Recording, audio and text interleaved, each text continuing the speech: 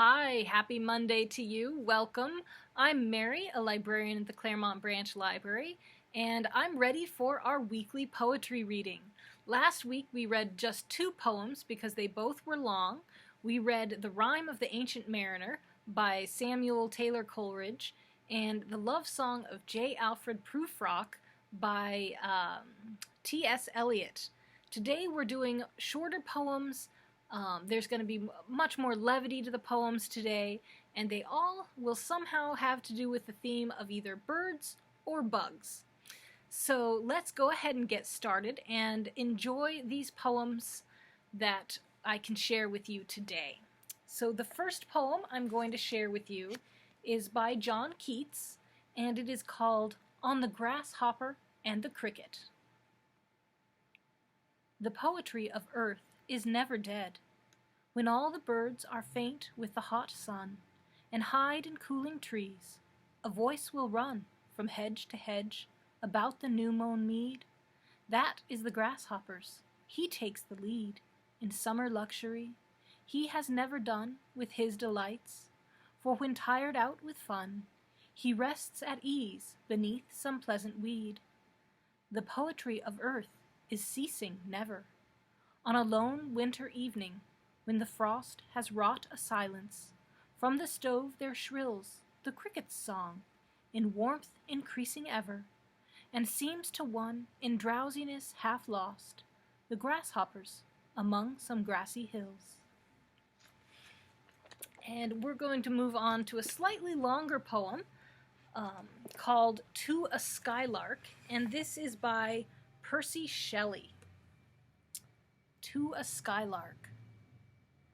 Hail to thee, blithe spirit, bird thou never wert, that from heaven, or near it, pourest thy full heart in profuse strains of unpremeditated art. Higher still and higher from the earth thou springest, like a cloud of fire. The blue deep thou wingest, and singing still dost soar, and soaring ever singest. In the golden lightning of the sunken sun, o'er which clouds are brightening, thou dost float and run, like an unbodied joy whose race is just begun. The pale purple even melts around thy flight, like a star of heaven in the broad daylight. Thou art unseen, but yet I hear thy shrill delight, keen as are the arrows of that silver sphere, whose intense lamp narrows in the white dawn clear, until we hardly see, we feel that it is there. All the earth and air with thy voice is loud, as when night is bare from one lonely cloud, the moon rains out her beams, and heaven is overflowed. What thou art we know not, what is most like thee? From rainbow clouds there flow not drops so bright to see, as from thy presence showers a rain of melody. Like a poet hidden in the light of thought, singing hymns unbidden, till the world is wrought to sympathy with hopes and fears it heeded not. Like a high-born maiden in a palace tower, soothing her love-laden soul in secret hour, with music sweet as love, which overflows her bower. Like a glowworm golden in a dell of dew, scattering unbeholden its aerial hue among the flowers and grass which screen it from the view. Like a rose embowered in its own green leaves, by warm winds deflowered, till the scent it gives makes faint with too much sweet those heavy-winged thieves. Sound of vernal showers on the twinkling grass, rain awaken flowers, all that ever was, joyous and clear and fresh, thy music doth surpass. Teach us, sprite or bird, what sweet thoughts are thine. I have never heard praise of love or wine, that panted forth a flood of rapture so divine. Chorus hymnal or triumphal chant, matched with thine would be all but an empty vaunt, the thing wherein we feel there is some hidden want. What objects are the fountains of thy happy strain? What fields or waves or mountains? What shapes of sky or plain? What love of thine own kind? What ignorance of pain? With thy clear, keen joyance, languor cannot be. Shadow of annoyance never came near thee. Thou lovest, but ne'er knew love's sad satiety. Waking or sleeping, thou of death must deem things more true and deep than we mortals dream. Or how could thy notes flow in such a crystal stream? We look before and after, and pine for what is not. Our sincerest laughter with some pain is fraught. Our sweetest songs are those that tell of saddest thought. Yet if we could scorn, hate, and pride, and fear, if we were things born not to shed a tear, I know not how thy joy we ever should come near. Better than all measures of delightful sound, better than all treasures that in books are found, thy skill to poet were, thou scorner of the ground. Teach me half the gladness that thy brain must know, such harmonious madness from my lips would flow. The world should listen then, as I am listening now. And we will move on to a very short little poem, because it's just a fragment that they have, from Alfred Lord Tennyson, called The Eagle. He clasps the crag with crooked hands, close to the sun on lonely lands. Ringed with the azure world he stands. The wrinkled sea beneath him crawls. He watches from his mountain walls, and like a thunderbolt he falls. And this next one is by Walt Whitman. It is called A Noiseless, Patient Spider. A noiseless, patient spider, I marked where on a little promontory it stood isolated, marked how to explore the vacant, vast surrounding.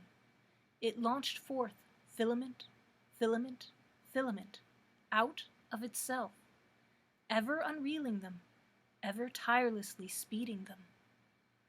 And you, O my soul, where you stand, surrounded, detached, in measureless oceans of space, ceaselessly musing, venturing, throwing, seeking the spheres to connect them, till the bridge you will need be formed, till the ductile anchor hold, till the gossamer thread you fling catch somewhere, O my soul.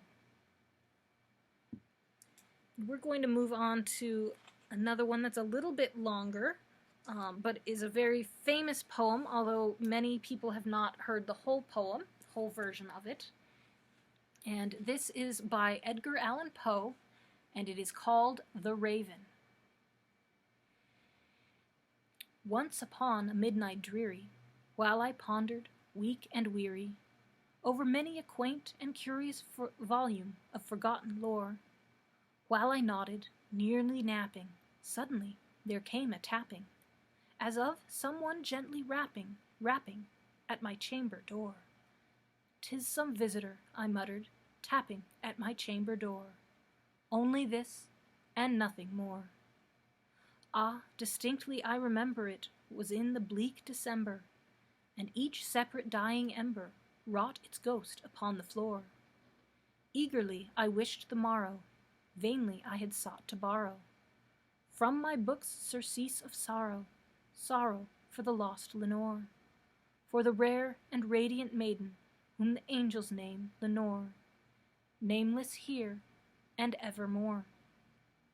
And the silken, sad, uncertain rustling of each purple curtain thrilled me, filled me with fantastic terrors never felt before, so that now, to still the beating of my heart, I stood, repeating, "'Tis some visitor entreating entrance at my chamber door, some late visitor entreating entrance at my chamber door. This it is, and nothing more." Presently my soul grew stronger, hesitating then no longer. "Sir," said I, "or madam, truly your forgiveness I implore, but the fact is I was napping, and so gently you came rapping, and so faintly you came tapping, tapping at my chamber door, that I scarce was sure I heard you. Here I opened wide the door. Darkness there, and nothing more. Deep into that darkness peering, long I stood there wondering, fearing, doubting, dreaming dreams no mortal ever dared to dream before. But the silence was unbroken, and the stillness gave no token, and the only word there spoken was the whispered, "Lenore." This I whispered, and an echo murmured back the word, "Lenore." Merely this, and nothing more. Back into the chamber turning, all my soul within me burning, soon again I heard a tapping, somewhat louder than before. "Surely," said I, "surely that is something at my window lattice. Let me see, then, what thereat is, and this mystery explore. Let my heart be still a moment, and this mystery explore. 'Tis the wind, and nothing more."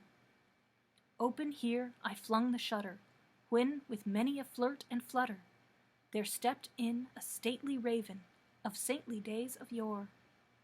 Not the least obeisance made he, not a minute stopped or stayed he, but with mien of lord or lady, perched above my chamber door, perched upon a bust of palace just above my chamber door, perched and sat, and nothing more.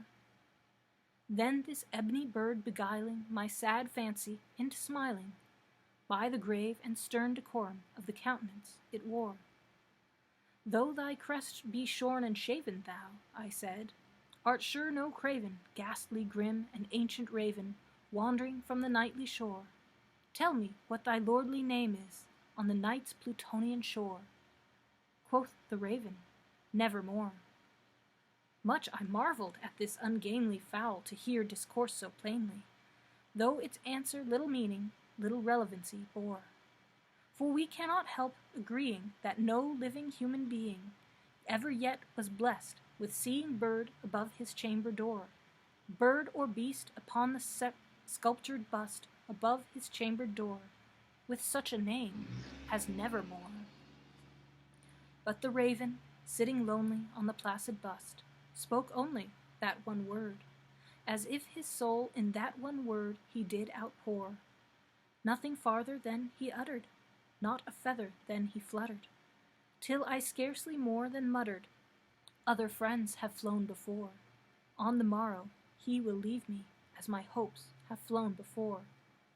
Then the bird said, "Nevermore."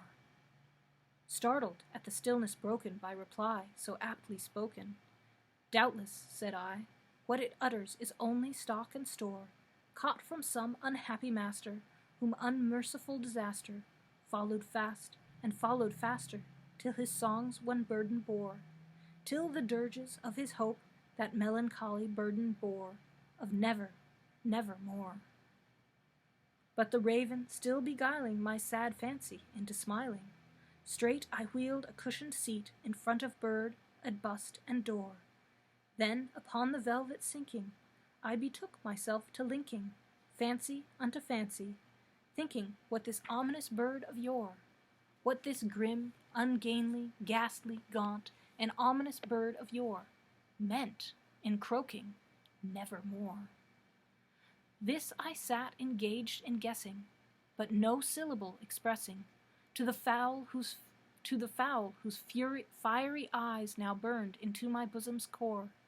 This and more I sat divining, with my head at ease reclining, on the cushion's velvet lining that the lamplight gloated o'er, but whose velvet violet lighting with the lamplight gloating o'er, she shall press, ah, nevermore.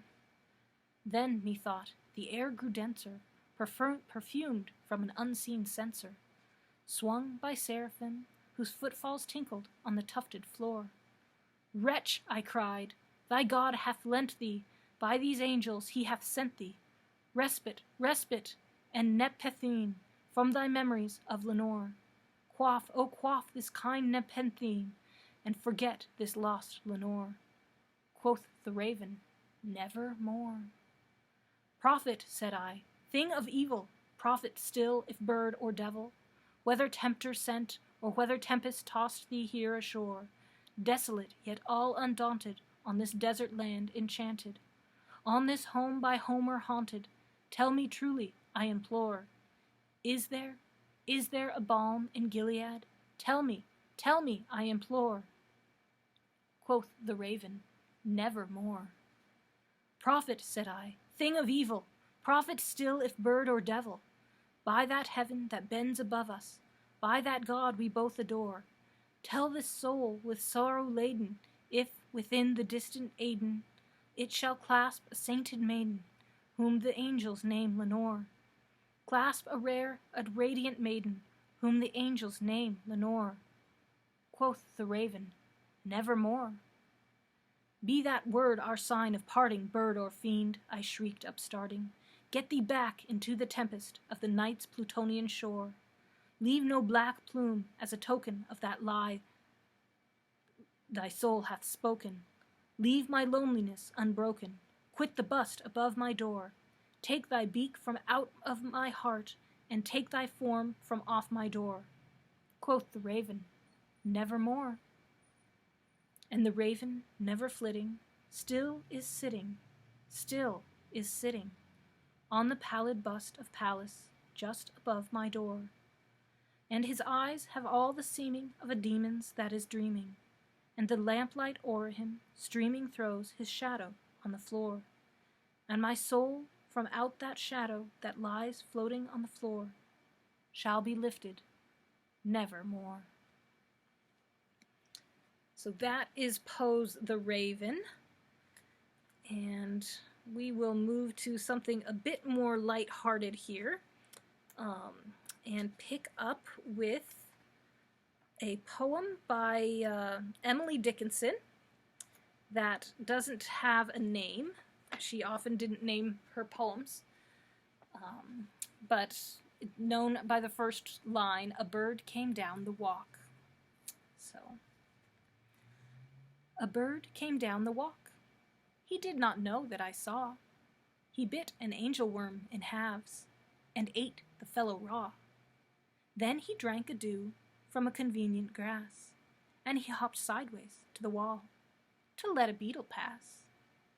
He glanced with rapid eyes that hurried all around.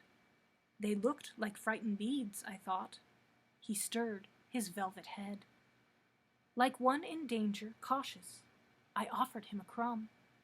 He unrolled his feathers and rowed him softer home. Than oars that divide the ocean, too silver for a seam, or butterflies off banks of noon leap plashless as they swim.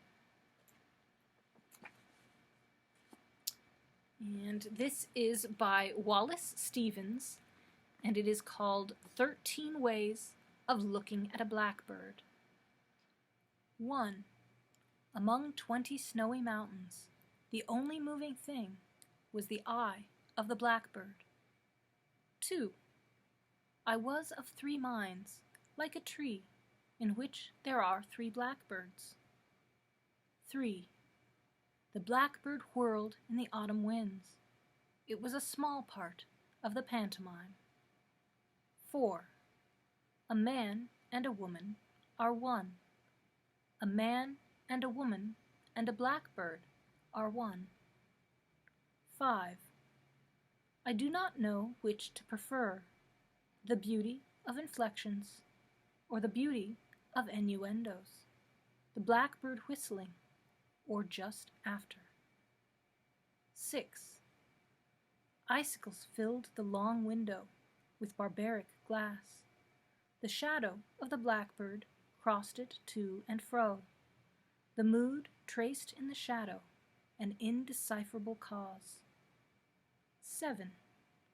O thin men of Haddam, why do you imagine golden birds? Do you not see how the blackbird walks around the feet of the women about you? 8. I know noble accents and lucid, inescapable rhythms, but I know, too, that the blackbird is involved in what I know. 9. When the blackbird flew out of sight, It marked the edge of one of many circles. 10. At the sight of blackbirds flying in a green light, even the bawds of euphony would cry out sharply. 11. He rode over Connecticut in a glass coach. Once a fear pierced him in that he mistook the shadow of his equipage for blackbirds. 12. The river is moving.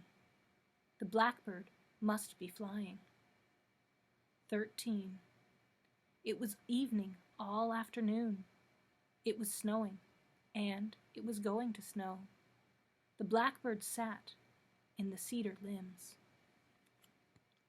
I have just a few more poems for you, and the next is by William Wordsworth, and it is called To a Butterfly. I've watched you now a full half hour, self-poised upon that yellow flower. And, little butterfly, indeed, I know not if you sleep or feed. How motionless, not frozen seas, more motionless.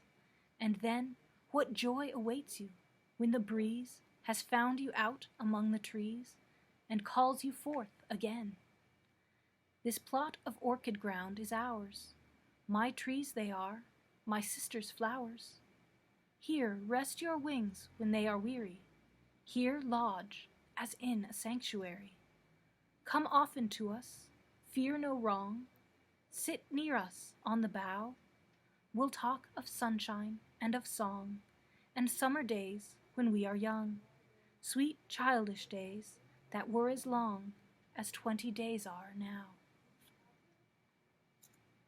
And the next poem is by William Roscoe, and it is called The Butterfly's Ball and the Grasshopper's Feast. Come, take up your hats, and away let us haste to the butterfly's ball and the grasshopper's feast. The trumpeter gadfly has summoned the crew, and the revels are now only waiting for you.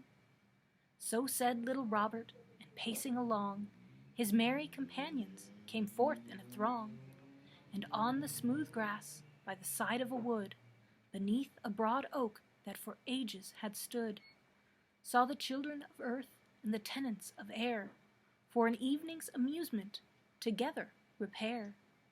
And there came the beetles, so blind and so black, who carried the emmet, his friend, on his back. And there was the gnat and the dragonfly too, with all their relations, green, orange, and blue. And there came the moth with his plumage of down, and the hornet in jacket of yellow and brown, who with him the wasp his companion did bring, but they promised that evening to lay by their sting. And the sly little dormouse crept out of his hole, and brought to the feast his blind brother, the mole. And the snail, with his horns peeping out of his shell, came from a great distance, the length of an ell. A mushroom their table, and on it was laid a water-dock leaf, which a tablecloth made. The viands were various, and to each of their taste, and the bee brought her honey to crown the repast. Then, close on his haunches, so solemn and wise, the frog from a corner looked up to the skies. And the squirrel was pleased such diversions to see, mounted high overhead, and looked down from a tree. Then out came the spider, with finger so fine, to show his dexterity on the tight line. From one branch to another his cobwebs he slung, then quick as an arrow he darted along. But just in the middle, oh, shocking to tell, from his rope in an instant poor Harlequin fell. Yet he touched not the ground, but with talons outspread, hung suspended in air at the end of a thread. Then the grasshopper came with a jerk and a spring. Very long was his leg, though short was his wing. He took but 3 leaps, and was soon out of sight, then chirped his own praises the rest of the night. So with step so majestic, the snail did advance, and promised the gazers a minuet to dance.